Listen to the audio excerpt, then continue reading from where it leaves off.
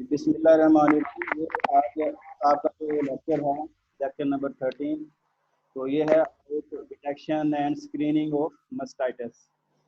तो मेनली मैं इस पे पहले आपको ज़रा ब्रीफ करूँगा आपका जो कंटेंट्स हैं।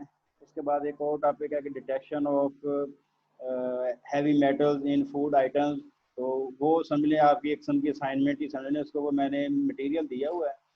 तो उसकी एक पीडीएफ है जो कि ज़रा 1-2 पेज की है। उसमें क्लियरली मेंशन्ड है कि कौन कौन सी हैवी मेटल्स होती हैं, कितनी उसकी कंसंट्रेशन फूड के अंदर कह लें होती है कुछ फूड्स के अंदर, और उसकी जो लिमिट है मैक्सिमम रेजिडुअल लिमिट वो भी दी हुई है कि फर्ज करें 6 ppm से ज़्यादा हो तो वो definitely not good for health.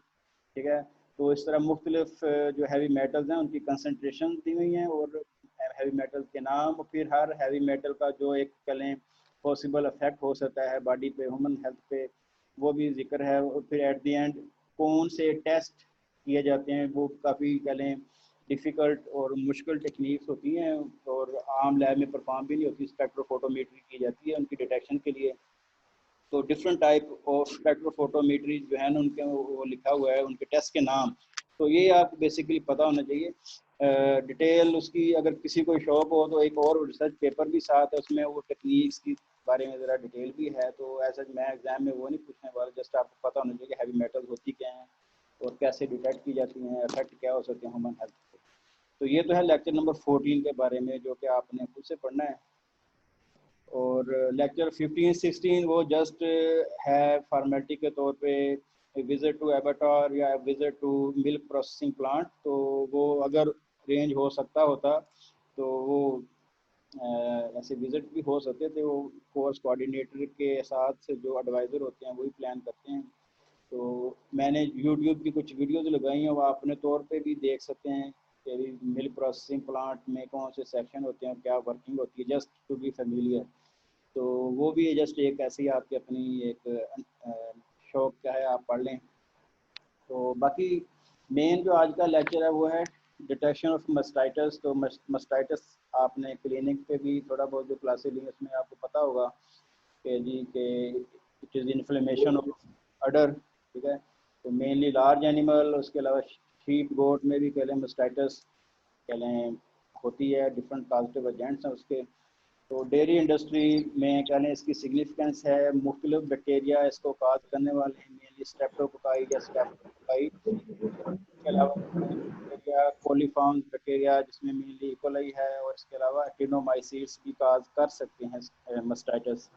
तो मस्टाइटस काजिंग ऑर्गेनिज्म जब मिल्क में सिक्रीट होंगे तो वो कह लें definitely it is a matter of human health and public concern.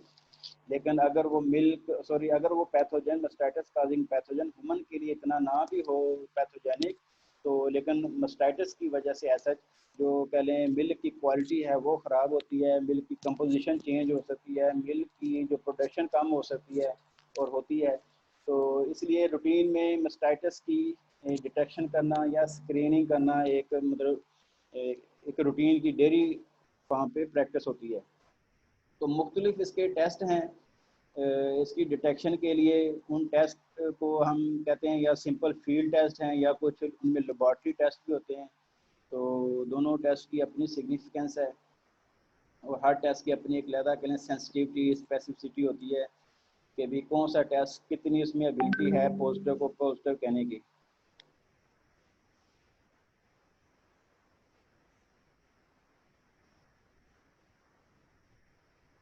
ये मनोवर साहब मैसेज कर रहे हैं कि ये मुझे एडमिट करें, तो मैंने तो सारे जितने आ रहे हैं ऑनलाइन मैंने उनको कर दिया हुआ है। तो आप चेक कर लें दोबारा से। तो अब ये जो मस्टाइटिस को डिटेक्ट करने वाले टेस्ट हैं उनमें होता क्या है, वो क्या प्रिंसिपल होते हैं मेनली कि वो जो मस्टाइटिस को टेस्ट करना है किस तरह आप टेस्ट कर सकते हैं। एक है जी के बाय क्लिनिकल सिम्टम्स, ठीक है, जो इन्फ्लेमेशन होती है अडर की, तो उसको तो हम कहते हैं क्लिनिकल, कि भी आप नज़र आ रहा है कि भी सोजिश हो गई है। लेकिन अगर वो सोजिश या इन्फ्लेमेशन ना हो उसको हम कहते हैं सब क्लिनिकल मस्टाइटिस। तो सब क्लिनिकल को डिटेक्ट करने के लिए आपको डेफिनेटली कोई टेस्ट करना पड़ेगा। तो फिर आ जाते हैं observation of physical and chemical changes in milk. Milk के अंदर जो चेंजेस आती हैं फिज़िकली उसमें उसकी थिकनेस कम ज़्यादा हो जाए या केमिकली, तो वो भी कह लें मुख्तलिफ टेस्ट हैं वो इनको डिटेक्ट करते हैं। फिर आ जाता है जी कि नंबर ऑफ़ लिकोसाइट, कुछ टेस्ट आएंगे इसमें, आप देखेंगे कि उसमें लिकोसाइट की अमाउंट जो है या कंसनट्रेशन कलेक्ट होती है, सॉरी काउंट होती है। और फिर आ जाता है जी कि बैक्टीरियोलॉजिकल एग्जामिनेशन ऑफ मिल्क, कि आप मिल्क सैंपल को मुख्तलिफ मीडिया पे लगा के बैक्टीरिया की प्रेजेंस चेक कर लेते हैं। तो ये टेस्ट कह लें मेनली इस तरह से होते हैं। तो इस यहाँ वन बाई वन ये जो टेस्ट हैं ये लिखे बिल्कुल ज़्यादा डिटेल में हैं, जब इसको आप पढ़ेंगे अगर समझेंगे तो आप इसको बड़ा सिंपली भी लिख सकते हैं। तो एक स्ट्रिप कप टेस्ट, नाम से लगता है बड़ा कोई मुश्किल सा टेस्ट होगा स्ट्रिप कप टेस्ट, लेकिन ये बहुत ही आसान टेस्ट है। और इसकी ज़रा इसमें होता क्या है, इस टेस्ट में जो मिल्क के अंदर मस्टाइटिस मिल्क के अंदर म्यूकस या क्लाट्स या कोई फिब्रिन वगैरह यानी कोई धागे धागे से नज़र अगर हों मिल्क में तो वो डिटेक्ट हो जाते हैं बड़ी जल्दी। ठीक है, और ये चीज़ें अगर हों तो वो भी यानी कि मस्टाइटिस को इंडिकेट करती हैं। और हर टेस्ट की जैसे मैंने कहा कि एक लिंक कोई एडवांटेज या डिसएडवांटेज होता है, तो वो साथ लिखा गया है जी कि most cases of acute mastitis यानी कि जो अभी अभी हुई है and 10% of chronic infection can be detected by this test, यानी कि क्रोनिक इन्फेक्शन जो है वो कम डिटेक्ट होते हैं लेकिन एक्यूट हो जाते हैं। बाकी इसका मेथड बहुत सिंपल, स्ट्रिप कप यानी कि जस्ट एक कप है और उसके ऊपर कह लें एक ब्लैक कलर का जो है कपड़ा फाइनली वोवन क्लॉथ या कोई स्क्रीन जाली टाइप भी हो सकती है वो, तो वो it should be finally woven, जैसे एक कपड़ा होता है उसमें यानी कि ब्रीफ होने चाहिए पोर्स।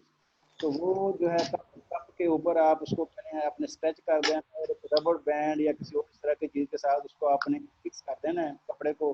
तो बाकी टेस्ट करने के लिए क्या होता है कि आप फार्म पे जब एनिमल का दूध धोते हैं तो आपने पहले एक दो जो स्ट्रीम्स है मिल्क वो आपने ज़रा डिस्कार्ड कर देनी है या कह लें कटे के मुंह पे मार देनी है।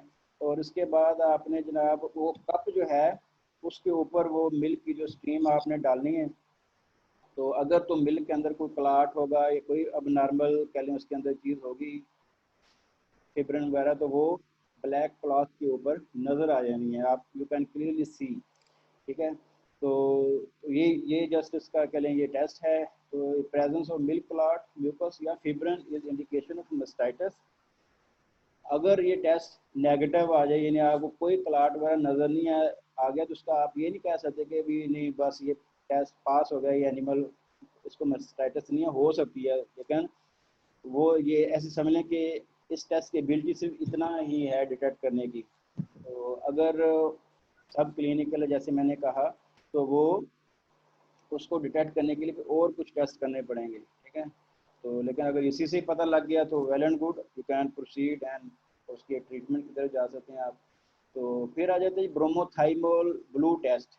तो ब्रोमोथाइमोल ब्लू जो है एक कह लें इंडिकेटर होता है, पीएच इंडिकेटर। तो पीएच को डिटेक्ट करता है। तो नॉर्मल मिल्क की एक खास पीएच है और जो मस्टैटिस मिल्क होगा किसी भी ऑर्गेनिज्म की वजह से ये, तो वो उसकी पीएच जो कहते हैं कि अल्कलाइन होती है, पीएच 7 to 7.4। तो अब ये जो पीएच है इसको डिटेक्ट करने के लिए आपको ये एक कह लें ब्रोमोथाइमल ब्लू सोल्यूशन चाहिए। तो इस टेस्ट में ऐसे ही टेस्ट ट्यूब वगैरह यूज़ होती है और ब्रोमोथाइमल ब्लू 0.04% एक्वा सोल्यूशन यूज़ होना है। आपने एनिमल के जो ऑल 4 क्वार्टर्स हैं उससे आपने लहदा मिल्क ले लेना है। तो और हर क्वार्टर के मिल्क को एक अलहदा टेस्ट ट्यूब में आपने ऐड करना है। जैसे कि 5 ml मिल्क डालना है, उसके अंदर 1 ml ये जो थाइमल ब्लू इंडिकेटर सोल्यूशन है उसको ऐड कर देना है आपने। और उसके बाद आपने कलर चेक करना है। तो नॉर्मल मिल्क पीएच 6.6 to 6.8 और उसका कलर होगा येलो। ठीक है, normal milk will give yellow colour, लेकिन यानी कि normal milk with thymol blue yellow colour होगा। अगर ग्रीनिश या ब्लूइश ग्रीनिश कलर आ जाए तो वो इंडिकेट करता है कि मिल्क जो है वो अल्कलाइन है और it might be due to mastitis या मस्टाइटिस काजिंग बैक्टीरियल इन्फेक्शन। तो अगेन लाइक फर्स्ट टेस्ट के negative test can not be taken as evidence of absence of infection. ठीक है, अगर ये टेस्ट पॉजिटिव नहीं आया तो आप कंप्लीटली रूल आउट नहीं कर सकते कि इस एनिमल को मास्टाइटिस नहीं है। तो उसकी वजह क्या है कि milk from cows in advance lactation, यानी कि बहुत देर से एनिमल दूध दे रहा है, has also an alkaline reaction. तो इवन यानी कि अगर एनिमल पहले काफ़ी देर होगी उसको दूध देते हुए, तो उसका मिल्क भी नेचुरली एल्कलाइन हो सकता है, तो वो भी पॉजिटिव टेस्ट दे सकता है। ठीक है, तो ये ज़रा देखना पड़ेगा कि एनिमल लैक्टेशन के किस स्टेज पे है। तो इस इधर हिस्ट्री के साथ भी, और वेरी अर्ली लैक्टेशन यानी विद इन फर्स्ट 3-4 डेज पे भी ये टेस्ट कहते हैं नहीं इतना रिलायबल। तो बाकी इन रूटीन लैक्टेटिंग मिल्क है, एनिमल का मिल्क है, उसको उसमें आप ये चेक कर सकते हैं। तो anyways bromothymol blue which detects pH of the milk, और कलर नोट कर लेना आपने। फिर आ जाते हैं लिकोसाइट काउंट। तो इन्फ्लेमेशन जब हमने इम्यूनोलॉजी में पढ़ा, तो जब भी इन्फ्लेमेशन होती है किसी भी आर्गन में, तो लिकोसाइट्स उस साइट पे उनकी मूवमेंट होती है। तो और जो नॉर्मल जो मिल्क है उसके अंदर भी लिकोसाइट मौजूद होते हैं, लेकिन उनकी तादाद काफ़ी कम होती है।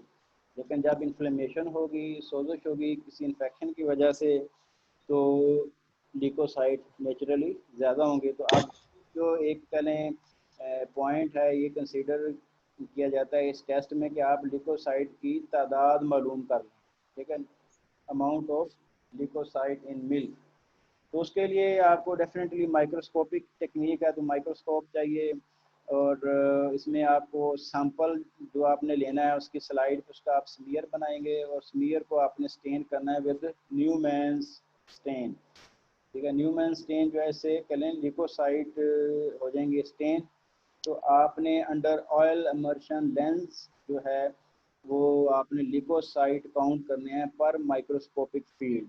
ठीक है, तो शायद मैंने आपको शुरू के लेक्चर्स में या किसी और प्रीवियस क्लास में बताया होगा, ब्रीड स्मीयर मेथड होता है एक, जिसमें आप बैक्टीरिया की जो टोटल काउंट है वो स्लाइड के ऊपर काउंट कर सकते हैं। वो मिल्क के अंदर भी बैक्टीरिया का count by Breed smear method, तो उसको बेसिकली कहते हैं total count, means live killed सारे बैक्टीरिया उसमें आप काउंट कर सकते हैं। तो इसी तरह जिस तरह बैक्टीरिया काउंट करते हैं, उसी तरह आप लिकोसाइट भी अगर आपने स्टेन कर लिए तो वो डेफिनेटली बैक्टीरिया के मुकाबले बड़े नज़र आएंगे, इजीली आप काउंट भी कर सकते हैं। तो मेन चीज़ यही है कि आपने स्मीयर बनाना है, उसको स्टेन करना है विद न्यूमैन स्टेन, और उसके बाद अंडर माइक्रोस्कोप देखने हैं कि लिकोसाइट पर माइक्रोस्कोपिक फील्ड कितने हैं। तो डिटेल जो है इसकी वो इधर नहीं दी हुई, तो लेकिन जस्ट ब्रीफली आपको बता सकता हूँ कि आप किसी एक 1 सेंटीमीटर स्क्वायर एरिया में अगर आप 10-12 माइक्रोस्कोपिक फील्ड में नंबर ऑफ लिकोसाइट काउंट करें, तो आप उसकी एवरेज ले लेते हैं, और फिर आप 1 सेंटीमीटर स्क्वायर एरिया जो है उसका using a formula called pi r square, तो आप कर सकते हैं कि 1 सेंटीमीटर स्क्वायर में कितनी हैं माइक्रोस्कोपिक फील्ड। तो वो इस तरह की कैलकुलेशन करके एक ब्रीड स्मीयर वाला फार्मूला लगा के आप ओवरऑल क्या कहते हैं कि एक माइक्रोस्कोपिक फील्ड के अंदर नंबर ऑफ लिकोसाइट, और फिर ओवरऑल 1 सेंटीमीटर स्क्वायर में जितने माइक्रोस्कोपिक फील्ड हैं, और उसको मल्टीप्लाई कर देंगे एवरेज नंबर ऑफ लिकोसाइट जो है। तो इस तरह टोटल नंबर ऑफ लिकोसाइट पर ml ऑफ मिल्क भी आप काउंट कर सकते हैं। अगर आपने स्मीयर फर्ज 100 माइक्रोलीटर मिल्क से बनाया है, तो आप 10 से मल्टीप्लाई करके आप यानी 1000 microlitre is equal to 1 ml milk, तो आप अल्टीमेटली 1 ml मिल्क के अंदर नंबर ऑफ लिकोसाइट काउंट कर सकते हैं। तो ये तो हो गया। तो ये तो है कि भी नंबर ऑफ लिकोसाइट काउंट कैसे करने हैं। बाकी जब आप लिकोसाइट देख रहे होंगे, तो लिकोसाइट के साथ आप अगर बैक्टीरिया भी प्रेजेंट हुआ तो वो अटैच नज़र भी आ सकता है। लॉन्ग चेन स्ट्रेप्टोकोकाई में also be seen attach with leucocyte. तो ये एक फर्दर एविडेंस हो जाएगी for the presence of infection. तो बाकी इंटरप्रिटेशन में ये है कि 500,000 यानी कि 5 लाख लिकोसाइट से ज़्यादा अगर काउंट आए आपका, तो वो इंडिकेट करता है मास्टाइटिस को। अगर इससे कम हो और सिग्निफिकेंटली कम हो, तो वो आप उसको समझेंगे ये कि नॉर्मल है। नॉर्मली भी मिल्क के अंदर लिकोसाइट होते हैं, लेकिन presence of streptococci attach to the leucocyte, ये ज़्यादा एक कंक्लूसिव है कि इसके अंदर इन्फेक्शन है। ठीक है, तो इसमें एक पॉइंट जो नोट करना वो ये है कि early and late lactations milk में also have high leucocyte count. तो ये चीज़ भी एक ज़रा ध्यान में रखनी है जब आपने ये टेस्ट परफॉर्म करना है। तो इसके बाद एक टेस्ट है जिसको हम कहते हैं रिसर्च यूरिन रेनेट टेस्ट। ठीक है, रिसर्च यूरिन रेनेट टेस्ट। तो इसमें ज़रा दो चीज़ें ध्यान में पहले रखनी है कि रिसर्च यूरिन एक कह लें एक डाई है जो कि रिड्यूस होती है मिल्क के, अगर आपने मिल्क में ऐड किया हुआ इसको डाई को तो रिड्यूस में होना या रिडक्शन होना। तो दूसरा जो कह लें जो दूसरे सब्सटेंस या बैक्टीरिया होंगे दे विल बी ऑक्सीडाइज्ड, और ये डाई जो है खुद रिड्यूस होगी और इसका फिर कलर चेंज हो गया। तो ऑक्सीडेशन रिडक्शन रिएक्शन होता है और रिसर्च यूरिन की जो कलर चेंज होता है, ये आपको रिसर्च यूरिन टेस्ट में भी बताया था, resazurin reduction test bacteriological example.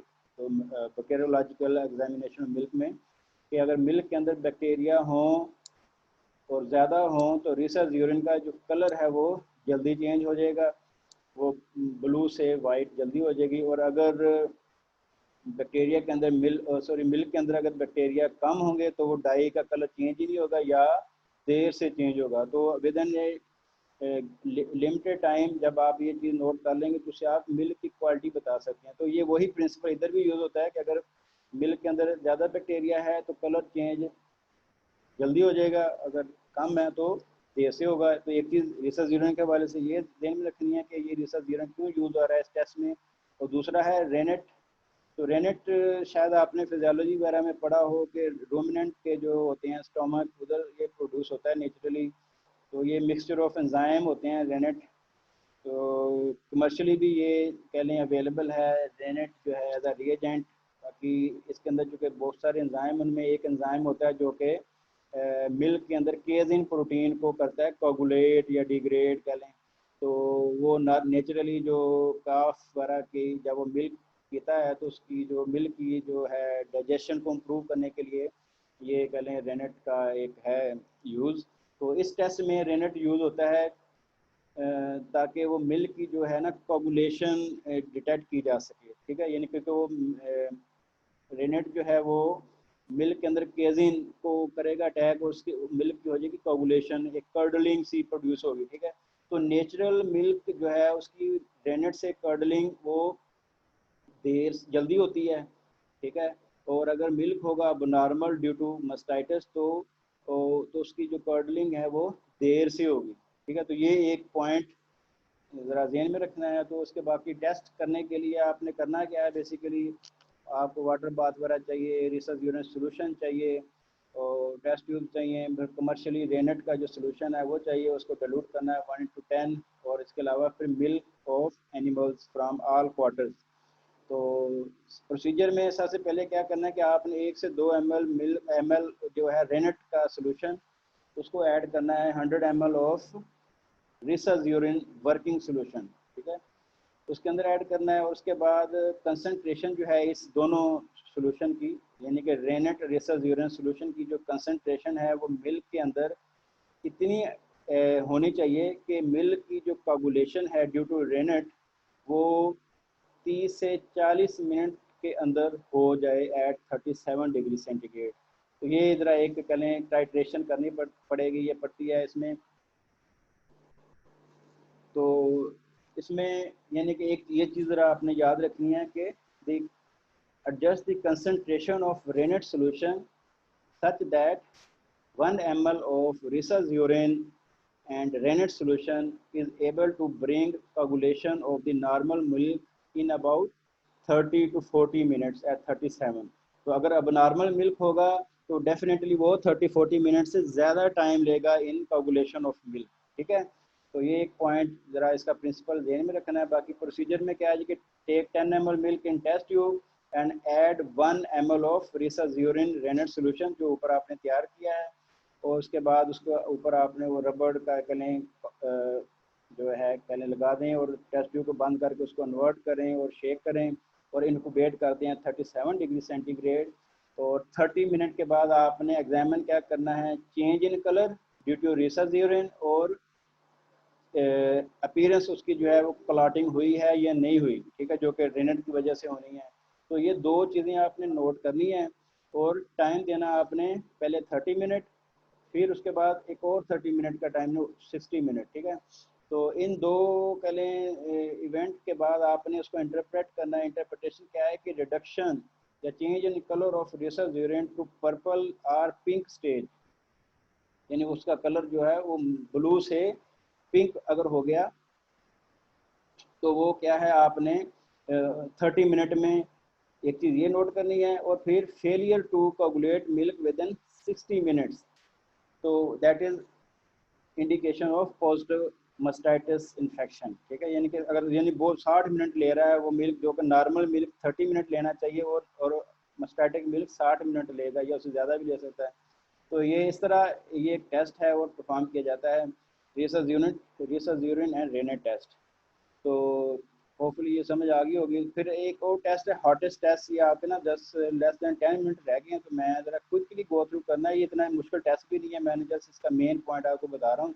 Hottest test नाम से ज़रा लग रहा है कि बड़ा सोफिस्टिकेटेड टेस्ट होगा, लेकिन इसमें चेक क्या करना है कि मिल्क के अंदर अगर बैक्टीरिया होगा स्ट्रेप्टोकोकस एग्लैक्सी या स्टेफ ऑरियस, तो वो डेफिनेटली जब आप मिल्क को इनक्यूबेट करेंगे तो ड्यूरिंग इंक्यूबेशन बैक्टीरिया ग्रो करेगा और टेस्ट ट्यूब की जो वाल्व वगैरह के साथ बैक्टीरिया की कॉलोनीज बन जाएंगी। और वो कॉलोनी नॉर्मल मिल्क में तो नहीं होगी ना, डेफिनेटली अब नॉर्मल मिल्क में ही होंगी। तो कॉलोनीज को ज़रा और क्लियर करने के लिए इसमें एक इंडिकेटर लगा देते हैं, ब्रोमोक्रिसोल पर्पल इंडिकेटर, ठीक है। तो उससे कॉलोनी का कलर जो है वो ज़रा येलो हो जाएगा।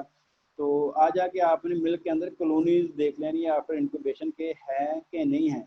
तो इसको कह देते हैं हॉटेस्ट टेस्ट। तो ये भी एक कह लें एक ज़रा लैब टेस्ट, ये बेसिकली फील्ड टेस्ट नहीं है ये। तो ये ब्रीफ सा इसका प्रोसीजर है कि ब्रोमोक्रिसोल सोल्यूशन चाहिए, मिल्क 9.5 ml और 0.5 ml ब्रोमोक्रिसोल ऐड करके आपने इंक्यूबेट कर देना है। और presence of colonies adhere to the wall और द टेस्ट ट्यूब आपने देखनी है, ठीक है। तो इसको कह देते हैं हॉटेस्ट टेस्ट। तो और सातवां टेस्ट जो है again very simple, blood agar आपने पढ़ा है आप बैक्टीरियोलॉजी वगैरह में कि ब्लड डैगर कैसे बनाया जाता है। तो ब्लड डैगर पे जो बैक्टीरिया अगर होंगे मिल्क के अंदर, वो आप ब्लड डैगर पे सैंपल लगाएंगे तो वो क्या करेंगे, हेमोलिसिस प्रोड्यूस करेंगे। आरबीसी की हेमोलिसिस ड्यू टू हीमोलाइसिन होती है और डिफरेंट टाइप के हीमोलाइसिन होते हैं बैक्टीरिया के अंदर। तो पार्शियल हेमोलिसिस हो या बीटा हेमोलिसिस हो, it all indicates presence of some bacteria. तो यही प्रिंसिपल इसमें यूज़ होता है कि आपने ब्लड डैगर बनाना है, उसको आपने इस पर जो है 1 ml मिल्क 10-15 ml जो न्यूट्रेंट एगर विद ब्लड है उसके अंदर मिक्स करके आपने प्लेटें पोर कर देनी है। और वो चेक करना है कि आपने कि भी आया प्लेट के ऊपर हेमोलिसिस हो रही है कि नहीं हो रही, ठीक है।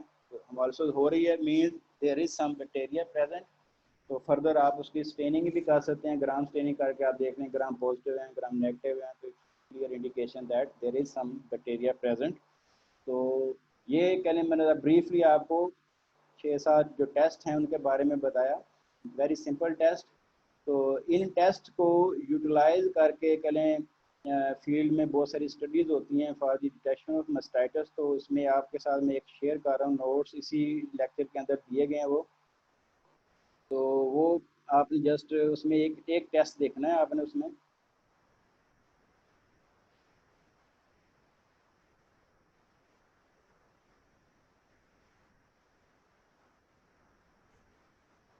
तो ये होपफुली आपको नज़र आ रहा होगा कि पेपर के सर्फ फील्ड मस्टाइटिस टेस्ट जो है उसकी एवेल्यूएशन के ऊपर।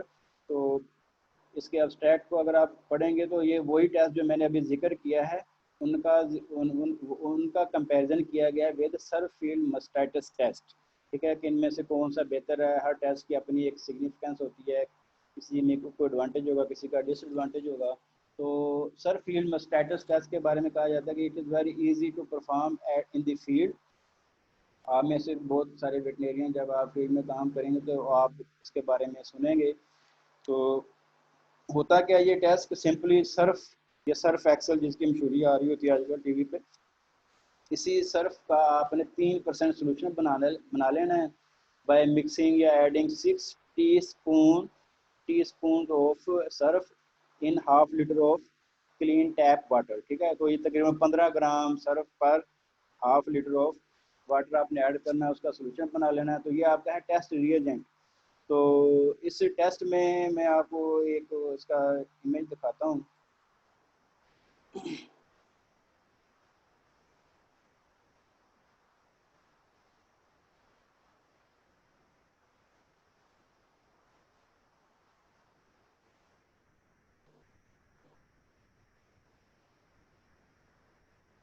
ये ज़रा शेयर करने में ज़रा मुश्किल आ रही है मुझे, तो मे भी आप ये आज के लेक्चर में आप देखेंगे कि वो एक ना पैडल सा होता है, चार ये आ गया सामने। तो ये आप देख रहे होंगे सर्फ फील्ड मस्टैटस टेस्ट के लिए एक इस तरह का पैडल यूज़ होता है, चार इसमें खाने बने होते हैं। तो हर एनिमल के जो क्वार्टर है उससे आप मिल्क लेके उसके रिस्पेक्टिव जो पैडल में ऐड कर देना आपने मिल्क। तो जितना मिल्क ऐड किया उतना ही आपने ये सर्फ का रिएजेंट जो बनाया है उसको मिक्स कर देना है। तो इसके बाद इसको ज़रा आप हॉरिजेंटली इसको रोटेट करेंगे और may be with in 1 minute जो है वो प्रोड्यूस होगी जेल जेल टाइप फॉर्मेशन।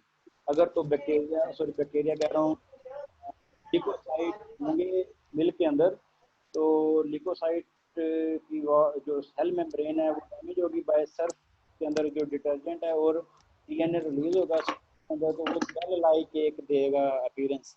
ठीक है। तो ओवरऑल आप कह सकते हैं कि सर्फ फील्ड मस्टैटिस टेस्ट जो है ये क्या करता है, लिकोसाइट को ही की प्रेजेंस को ही शो करता है, लेकिन जरा डिफरेंट तरीके से। ठीक है। लिकोसाइट आप लिकोसाइट काउंट भी कर सकते हैं जैसे आपको टेस्ट में पहले बताया, लेकिन आप ये एक क्विक मेथड है फील्ड में आप कर सकते हैं कि आप इस सर्फ एक्सेल का सोल्यूशन 3% और मिल्क हर क्वार्टर का सेपरेट, तो अगर सारे क्वार्टर्स में जेल बन गई, ठीक है, तो आपको पता चल जाएगा कि सारे सारे एनिमल का जो अडर है वो इन्फेक्टेड है। अगर किसी एक क्वार्टर में है तो उससे भी पता चल जाएगा। ठीक है।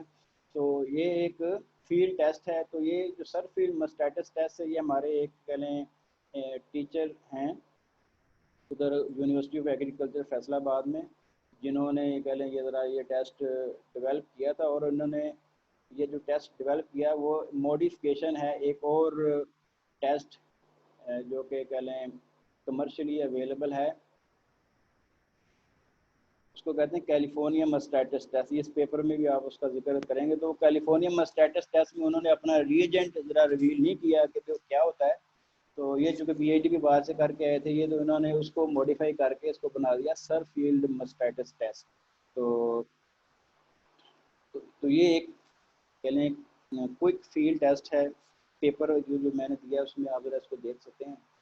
तो ये आपके कह लें मुख्तलिफ टेस्ट हैं, ये सारे नोट्स और ये सारी जो मैंने इमेजेस आपको हैं शेयर की ये आप देख सकते हैं उनमें। तो क्वेश्चन है क्विकली तो आप कर सकते हैं, अभी 2 मिनट हैं आपके पास। तो बाकी इसकी रिकॉर्डिंग भी मैं शेयर कर दूंगा आपको। बाकी तो क्वेश्चन है तो पूछ लें।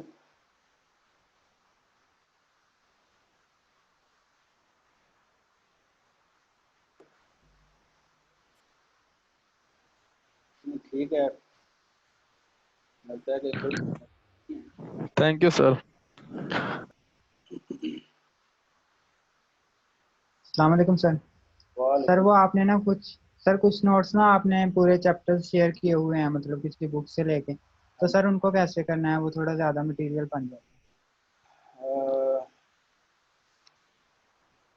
अ, तो जेन में आ जाता है कि कौन सा था पूरा चैप्टर। तो हाँ, वो ट्यूबरकुलोसिस वाला जो है वो आप वो पूरा चैप्टर है, लेकिन अगर आपने वो वीडियो देखी है तो मैंने जस्ट बताया हुआ है कि भी उसमें आपने उस जो स्क्रीनिंग टेस्ट हैं वो देखना है, वो ट्यूबरकुलिन टेस्ट का प्रोसीजर वो देखना है आपने, और फिर इन रूटीन जो ट्यूबरकुलोसिस को करना है आइडेंटिफाई, तो उसको कल्चर कैसे करना है, तो ये आपने बायोलॉजी 4th सेमेस्टर में भी मैंने तकरीबन यही पढ़ाया था अगर आपको याद हो।